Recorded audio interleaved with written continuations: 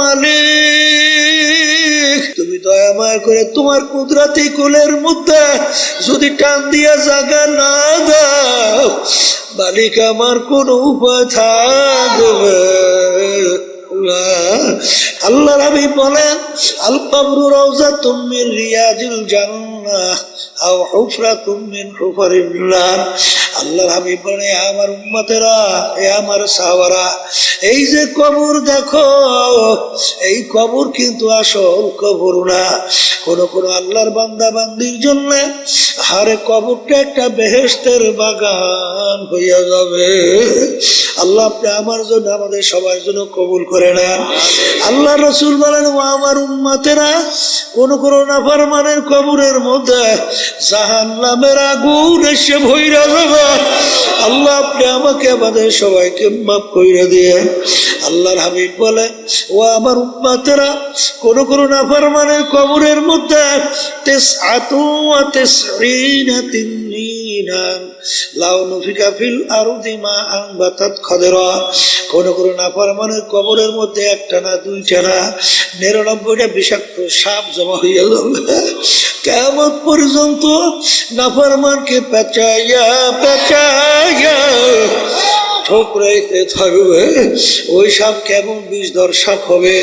আল্লাহর হাবিব বলেন দুনিয়ার দিকে মুখ কইরা ফুক দিলে কোনো গাছপালা মাথা জাগাতে পারতো না। এত বিষদার সাপ নাফরমানকে পেঁচাইয়া পেঁচাইয়া ঠোকরাইবে। আরে বাজার আমি বলি নাই, আল্লাহ রসুল বলছেন শুনাই রাখি, কে মানবার তা জানি না। এই যে আমার বাজানদেরকে বলবো, পর্দারে মা বোনদেরকে বলবো, নেকের পাল্লা ভারী করো, গুনার পাল্লা হালকা করো। আর নেকের পাল্লা ভারী করার জন্য শত্রু থেকে বাঁচা লাগবে। জিন শয়তান, মানুষ শয়তান, নফসে আম্মারা শয়তান। নফসে আম্মারা শয়তান থেকে কিভাবে বাঁচবা বাজান? আল্লাহ রসুল বলে রজানা মিন জিহাদিল আসগরি ইলা জিহাদিল আকবার। এ আমার সাহাবারা বড় যুদ্ধের থেকে ছোট যুদ্ধের থেকে রওনা করলাম, ছোট যুদ্ধের থেকে বড় যুদ্ধের দিকে রওনা করলাম।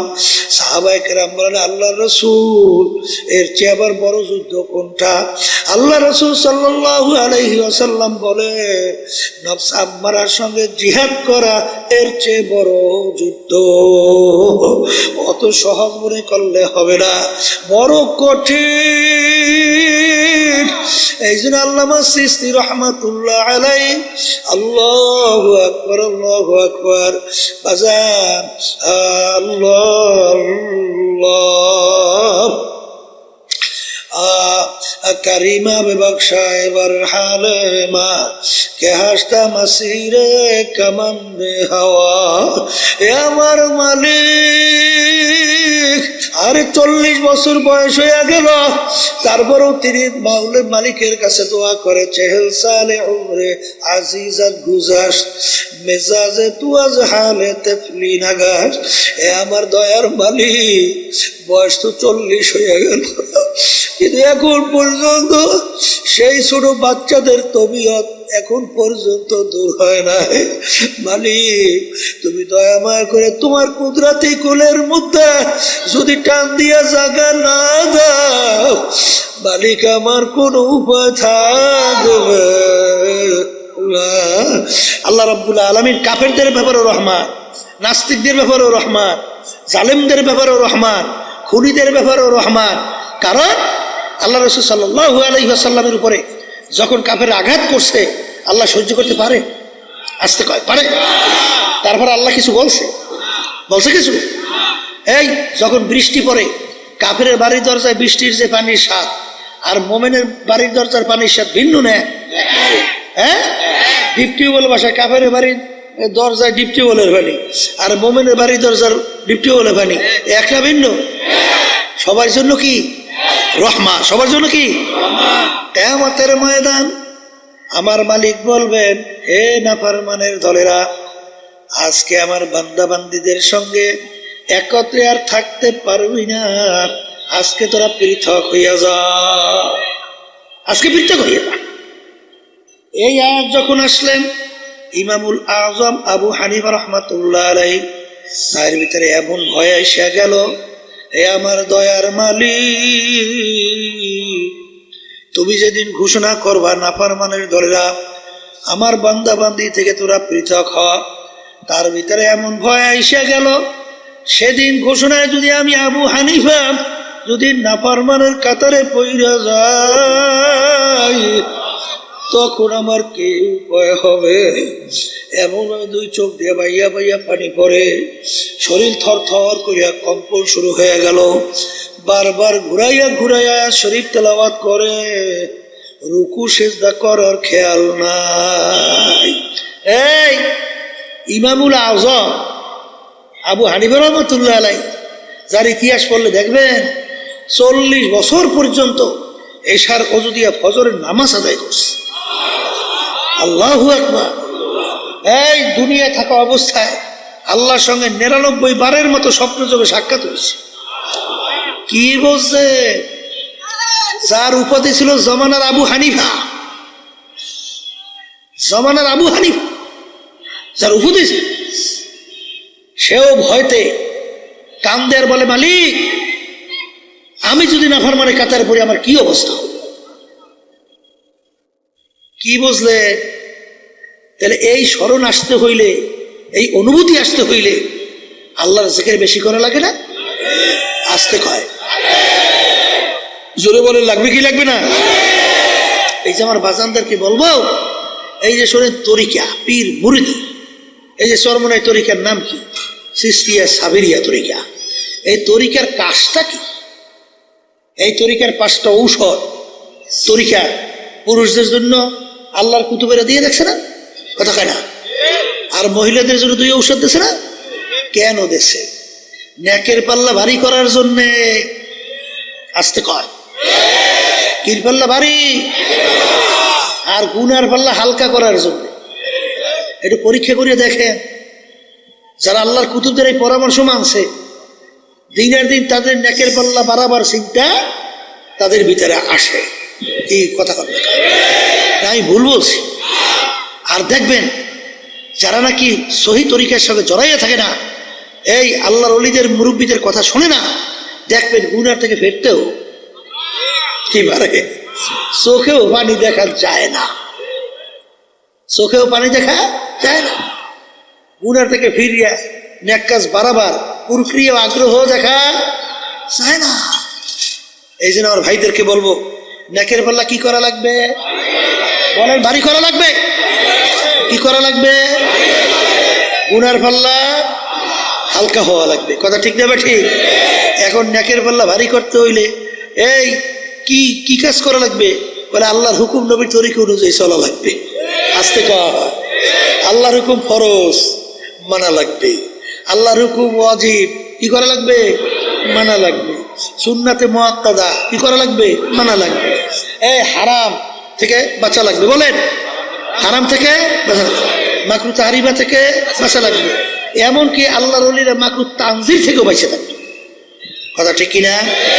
এখন আপনি নেকের কাজ বাড়াইবেন, ফরজ ওয়াজিব সুন্নাত আমল করবেন, এই হারাম তারপর কি মাকরু তাহরিমা এর থেকে আপনি বাঁচবেন। এই বাঁচতে হইলেই এই নফস এবং শয়তানকে আগে দমন করতে হবে। কথা হয় না? কারে দমন করা লাগবে? নফস শয়তান, মানুষ শয়তান থেকে বাঁচা লাগবে। এই মানুষ শয়তান কারা? বলে আপনার স্ত্রী হইতে পারে, বলেন, আবার স্ত্রীদের স্বামীরা হইতে পারে, আবার আপনার সন্তানরাও হতে পারে, আপনার দল আপনার দলের নেতা নেত্রীও হতে পারে, আপনার বন্ধু বান্ধব হইতে পারে। বলে হুজুর কেমনে? এক কথায় বুঝবেন, যে আপনাকে গুনার ব্যাপারে উদ্বুদ্ধ করে, সে যে হোক, সে হলো মানুষ শয়তান। আবার বলে, সে যে হোক, এক পদের স্ত্রীরা ঘরে আসে না, টেলিভিশন ঘরে না আনলে তোমার ঘরে থাকবই না। এইটা যদিও স্ত্রী না, মানুষ শয়তান। আসতে কয়। আবার এক শ্রেণী বেটা মেয়ে রয়েছে, স্ত্রী বলে কিসের নামাজ পড়ে, কিসের পর্দা পর্দা, হ্যাঁ বাদ দেখুন এ লাগে না। বুঝবেন ওরা স্বামী হলো ওরা মানুষ শয়তান। কথা ঠিক? এই দলের নেতা নেত্রী দেখবেন মানব রচিত কুফুরি তন্ত্রমন্ত্র বাংলাদেশ চলে না? এই যে প্রচলিত গণতন্ত্র, এর প্রবক্তাকে আমেরিকার প্রাক্তন প্রেসিডেন্ট আব্রাহাম লিঙ্কন। কি বলছিল? Government of the people, by the people, for the people. এক কথায় বুঝাতে চায় সমস্ত ক্ষমতার মালিক জনগণ। এই কথা কেউ যাই না শুই না যদি বিশ্বাস করে, বলেন তো ইমান থাকবে? হ্যাঁ, আমরা কি বলছি? By the Allah, for the Allah, of the Allah. সমস্ত ক্ষমতার মালিক একমাত্র আমার আল্লাহ। কি কথা বলে না? এখন দেখবেন দলের নেতা নেত্রী, এই যেই দল অনেকে আমার বাজানরা, পর্দালে মা বোনরা এই জড়াইয়া রইছে, তারা তো বলে এই প্রচলিত সমস্ত ক্ষমতার মালিক জনগণ, এইটা বাস্তবায়নের জন্য চেষ্টা করি, এইটা তুমি সহযোগিতা করো। তখন বুঝবেন তোমাকে যদি এই হুকুম করে, ও যে হোক ও মানুষ শয়তান। কথা কয় না? ও কি শয়তান? হ্যাঁ, ও মানুষ শয়তান। এক কথায় যে গুনার ব্যাপারে কি করে? উদ্বুদ্ধ করে। কি করে? সে যে হোক কি মানুষ শয়তান, কিন্তু আল্লাহর জিকিরে যায় না, নামাজে যায় না, এই তাসবিহ নিয়ে জিকির করলে, দান সদকা করলে যায় না। মানুষ শয়তান থেকে বাঁচার জন্যে সবচেয়ে বড় উপায় হলো সাদিকিন বান্দাদের সঙ্গে হইয়া যাওয়া লাগবে। কাদের সঙ্গী? আবার বলেন, এই সাদিকিন বান্দাদের যখন সঙ্গী হবে তখন কি হবে? সোহবতে সালেহ তোরা সালেহ কুনাদ, সোহবতে তালেহ তোরা তালেহ কুনাদ, সোহবতে তালেহ তোরা তালেহ কুনাদ, সোহবতে সালেহ তোরা সালেহ কুনাদ, সোহবতে তালেহ তোরা তালেহ কুনাদ। এক জামানা সোহবতে বা আউলিয়া বেহতর সদ সাল তাআত বেরিয়া গেলে খুশবু এদার হাম্মামে রোজে রসিদাস্তে মাহবুবে বাদস্তা। বাজান, একটা মাটির চাকার থেকে গোলাপ ফুলের ঘেরান আসে। এ মাটির চাকা, তুমি কোনো মেশক আম্বার না কোনো গোলাপ ফুল না কোন সুগন্ধি তুমি পরিচয় দাও। গোলাপ ফুল মাটির চাকা উত্তর দেয়, আমি কোনো গোলাপ ফুল, কোনো মেশক আম্বার, কোনো অন্য কোনো ঘেরান কিছুই না, আমি নিছক একটা মাটির চাকায়। তোমার থেকে এত সুন্দর ঘেরান কেন আসে? আমার সঙ্গে একটা গোলাপ ফুল পুইটা লাইগা মিশা ছিল। ওই ফুলের ঘ্রাণ ঢুকতে ঢুকতে এখন আমি সাধারণ মাটির চাকা নাই, আমি একটা গোলাপ ফুলে পরিণত হয়ে গেছি। এই আল্লাহর বান্দারা, তোমরা সাদিকিন বান্দাদের সঙ্গী হও। তাইলে বোঝা গেল বাজান, সাদিকিন বান্দাদের সঙ্গী হইলে আল্লাহর ফজল ও করমে মানুষ শয়তানের ধোকার থেকে বাঁচা যাবে। কথা কয় না? এই দরকার আছে না নাই? এ কবরের যাত্রীরা, হে পর্দার আড়ালের মা বোনেরা, বাজান তোমাদের সঙ্গে আমাদের কোনো ঝগড়া নাই, কোনো মারামারি কাটাকাটি কিচ্ছুই নাই। বাজান, তোমার কবরে তুমি যাবা, আমার কবরে আমি যাব। তোমার কবরের প্রশ্নের উত্তর তুমি দিবা, আমার কবরের প্রশ্নের উত্তর আমি দেব। কারণ বাজান, আল্লাহর রাসূল সাল্লাল্লাহু আলাইহি ওয়াসাল্লাম দুনিয়ায় থাকা অবস্থায় তার কলিজার টুকরা সন্তান ফাতেমা রাদিয়াল্লাহু তাআলা আনহা তাকে ইঙ্গিত করে বলছিলেন, ইয়া ফাতেমা তু আনকিজি নাফসাকি মিনান নার। হে ফাতেমা রে, দুনিয়ায় থাকা অবস্থায় নিজে আমল করো, জাহান্নামের আগুন থেকে বাঁচো। ও ফাতেমা, এরপরে অন্ধকার কবরে যাইয়া শো। ফাতেমা যদি কবরে এই পরিচয় দাও, আমি আখিরি জামানার নবীর মেয়ে। আল্লাহ রাসূল সাল্লাল্লাহু আলাইহি ওয়াসাল্লাম বলেন, ফাতেমা রে, এই পরিচয় কবরে কোনো কাজ হবে না।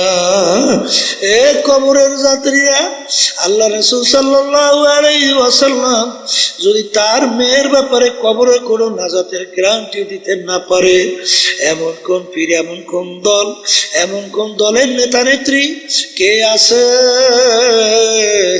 তোমাকে আমাকে কবরে নাজাত করে জান্নাতের ব্যবস্থা করতে পারবে?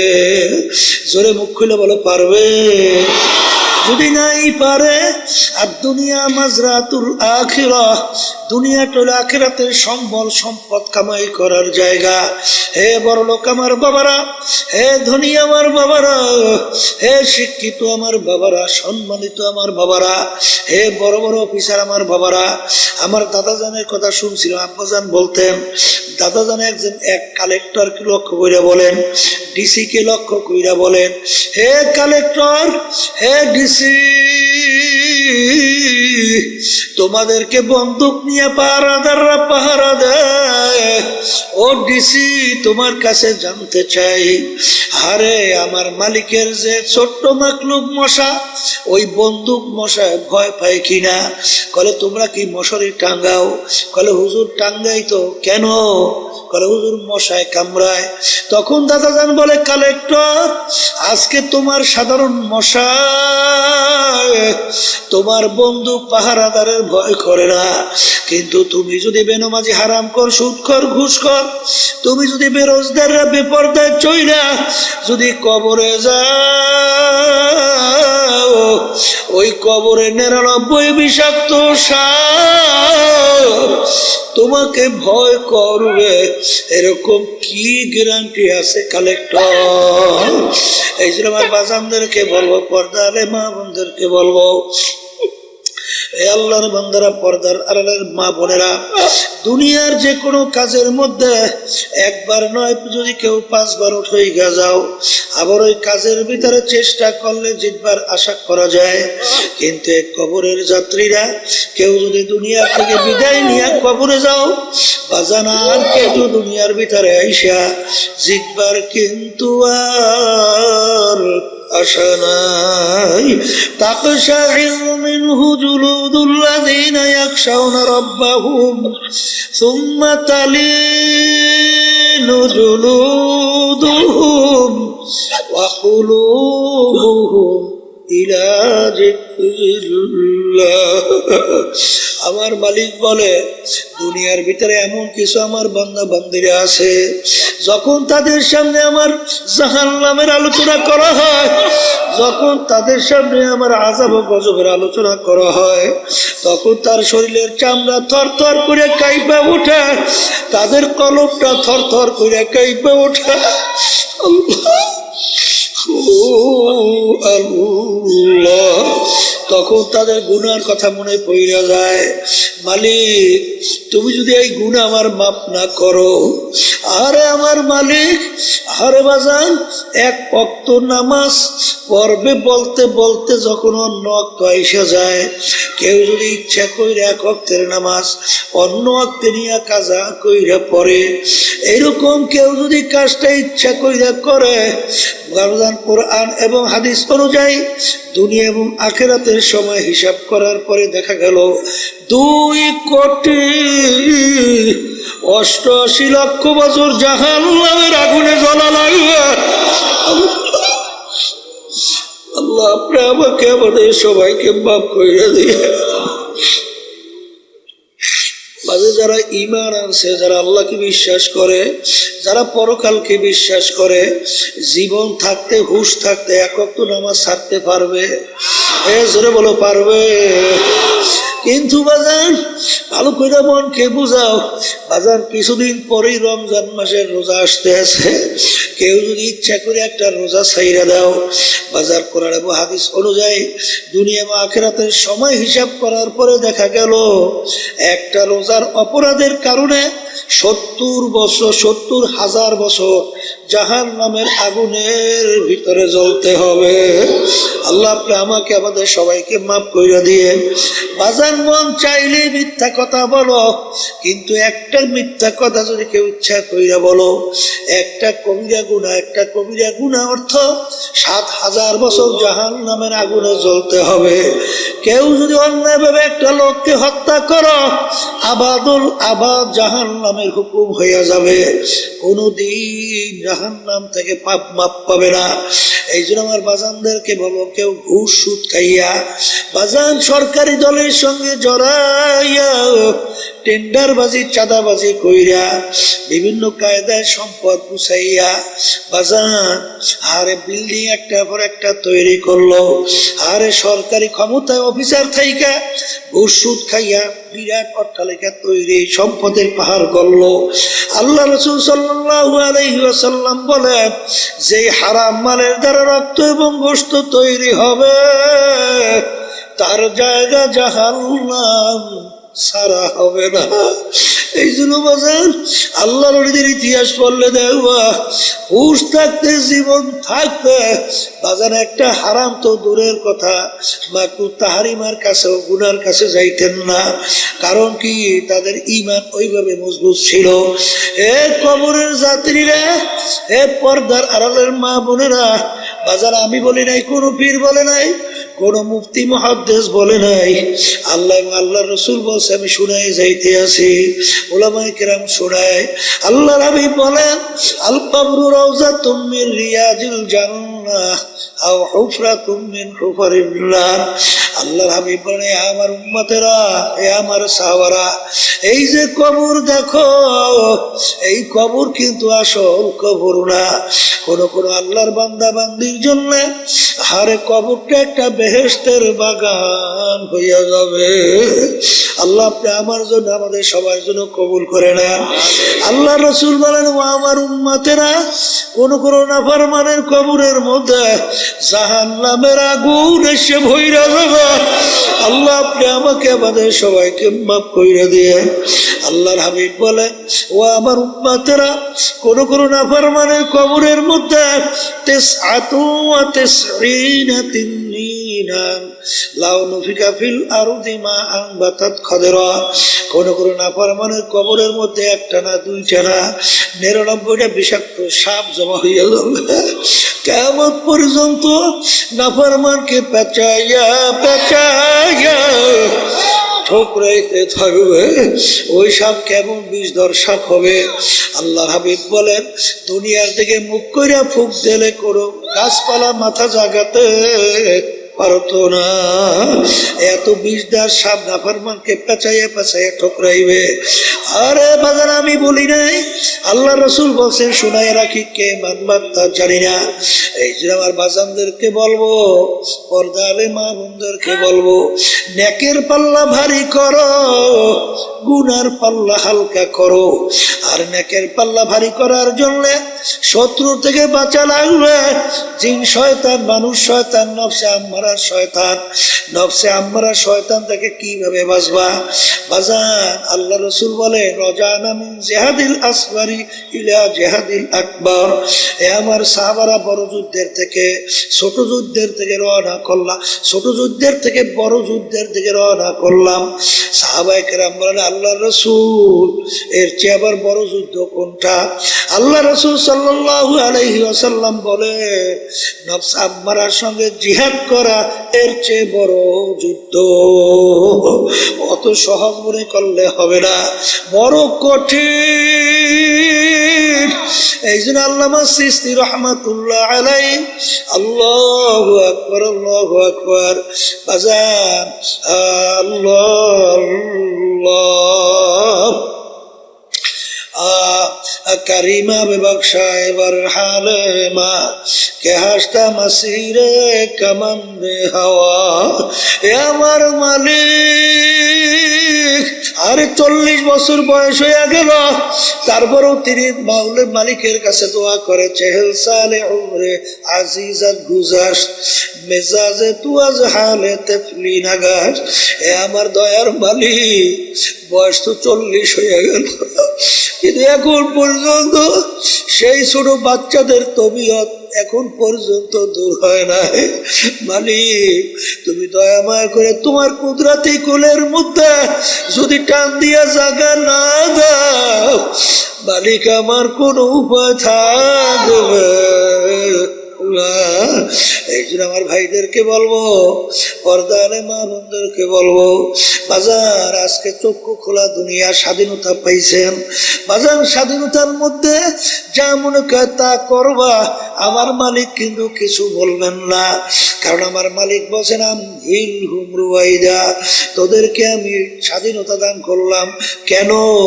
লিয়াবলুয়াকুম আইয়ুকুম আহসানু আমালা, পরীক্ষা নেওয়ার জন্য কে আমার হুকুম অনুযায়ী ভালো কাজ করো আর কে আমার হুকুমের বিরুদ্ধাচরণ করো। এই পরীক্ষার জন্য তোদেরকে আমি স্বাধীনতা দান করলাম। এই স্বাধীনতার মধ্যে যে যেরকম ইচ্ছা সেরকম চলবা, আমার মালিক কিন্তু কিছুই বলবেন না। কিন্তু মনে রাখিস, কুল্লু নাফসিন যায়িকাতুল মাউত, আমার মালিক তোমার আমার প্রত্যেকের মুখের ভিতরে মৌতের বর্ষি লাগাইয়া আমার মালিক সাইরা দিয়া আমহিলহুম রুওয়াইদা ঢিল দেয়। বড় মাছের মুখে যখন বর্ষিওয়ালা বর্ষি লাগায়, মাছ লাগার সঙ্গে সঙ্গে দৌড় দেয়। মুনায়েজের মাছ ডাক দিয়ে বলে, বর্ষিওয়ালা আমি তোমার থেকে সুইটা চলে আসি। আর বর্ষিওয়ালা ডাক দিয়ে বলে, মাছ তুই যত দৌড়াও তোর মুখের ভিতরে আমি বর্ষি লাগাইয়া ছাইরা দিছি। তামাম পুষ্করি পানির ভিতরে ঘুরতে ঘুরতে ঘুরতে ঘুরতে যখন তুই দুর্বল হইয়া যাবি, যখন পানির উপরে পেটটা ভাসাইয়া দিবি, আস্তের উপরে তোকে আমি ধইরা নিয়ে আসবো, আর থাকতে পারবি না। ঠিক বাজার আজকে খোলা দুনিয়ায়, স্বাধীনতার দুনিয়ায়, আজকে টাকার গরমে, ক্ষমতার গরমে, শিক্ষার গরমে, আল্লাহু আকবার সম্মানের গরমে, দলের নেতা নেত্রীর গরমে ধরাকে সরাগে যারা মনে করো না, আমার মালিক বলেন কুল্লু নাফসিন যায়িকাতুল মাউত, তোদের মুখের ভিতরে বর্ষি লাগাই আমি ঢিল দিয়ে দিলাম। যেদিন হায়াতের বেড়া পার করবি, আমার আজরাইল যখন তোর বাড়ির দরজায় সিটি বাজাইয়া বলবে, যত ডাক্তার কবিরাজ তোকে চেষ্টা করুক না কেন, যত ইঞ্জেকশন স্যালাইন পুশ করুক না কেন, রাখতে কিন্তু আর পারবে না। এ নাফরমান, এখন দুনিয়ার দিকে তাকাইয়া দেখ, এখন তোর অবস্থান কি? সাদা 3টা কাপড় দিয়ে তোকে প্যাঁচ দিবে, মাথার ভিতরে, মাজার ভিতরে, পায়ের ভিতরে বাঁধ দিবে। এখন কোথায় তোমার পীরগিরি? কোথায় তোমার মেম্বার চেয়ারম্যান গিরি? কোথায় তোমার এমপি গিরি? কোথায় তোমার মুফতিগিরি? কোথায় তোমার মুহাদ্দিসগিরি? কোথায় তোমার টাকার গরম? কোথায় তোমার ক্ষমতার গরম? কোথায় তোমার শিক্ষার গরম? কোথায় তোমার অট্টালিকার বাহাদুরি? কোথায় তোমার কি? এখন তাকাইয়া দেখো, মাথার বান্দা বুঝা গেল ওর মন, আর কোন দিন মাথা নাড়ার শক্তি নাই। বাজার বান্দা বুঝা গেল রে মন, আর কোন দিন উঠে বসার শক্তি নাই। পায়ের বান্দা বুঝা গেল রে মন, আর কোন দিন হেঁটে চলার শক্তি নাই। এ আমার বড় লোক বাবারা, ক্ষমতা সম্পূর্ণ আমার বাবারা, আরে তোমার কোমরের তাগার চাবি কাইটে নিয়ে যায়, আরে বড়ই পাতাই না গরম পানি করে, কেউ দৌড়ায় বাঁশঝাড়ে বাঁশ কাটে, খুন্তা কুদাল নিয়ে তোমার জন্য কবর খোদে, কান্দের ভিতরে উঠাইয়া কবরের ভিতরে রাইখা ছাউনি দিয়া যার যার বাড়িতে বাতি জ্বালায়, তোমার কবরের খবর কে রাখবে? তখন নাফরমান দিক বিদিক হারাইয়া আমার মালিককে ডাকবে। আমার মালিক বলবে, নেমো খারাপ, দুনিয়ার ভিতরে তোকে স্বাধীনতা দান করছিলাম, আমার সমস্ত নেয়ামত ভোগ করে তুই বাইচা ছিলি, আমার দেওয়া ব্রেন দিয়ে তুই পড়াশোনা করলি, তারপর তুই বিভিন্ন কায়দা অফিসার হইলি, ব্যবসা বাণিজ্য কইরা টাকা পয়সা সম্পদ মালিক হইলি, অনেক কিছু চেয়ারম্যান মেম্বারগিরি করলি, এমপিগিরি করলি, সভাপতি সেক্রেটারিগিরি করলি, অনেক কিছু করলি।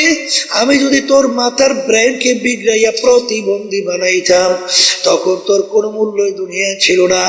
এই নেয়ামত ছিল আমার দেওয়া। চক্ষু দিয়া দেখো, আর কত অন্ধ মানুষ, দুনিয়াটা কোনো মূল্য নাই। আরে বোবা, আর দুনিয়ার কোনো মূল্য নাই। তোকে আমি জবান দিলাম, আমার নেয়ামত ভোগ করলি, চক্ষু দিয়ে আমার নেয়ামত তুই দেখলি, হাত আমার নেয়ামত দেওয়া নেয়ামত দিয়া কাজ করলি, পাও আমার দেওয়া নেয়ামত পা দিয়া হাঁটলি, সমস্ত নেয়ামত ভোগ কইরা বাইসে রইলি, আমার হুকুম মানো নাই। দুনিয়া স্বাধীনতা পাইয়া যায় এরকম তুই আমাকে ভুইলা গেছিলি। এইভাবে তোকে আমি ভুইলা গেলাম। 100 বছর আমাকে ডাকবে, আর তোর ডাকে আমি সারা দিব না। এ কবরের মাটি দুই পাশ থেকে এমন ভাবে চাপ মারো,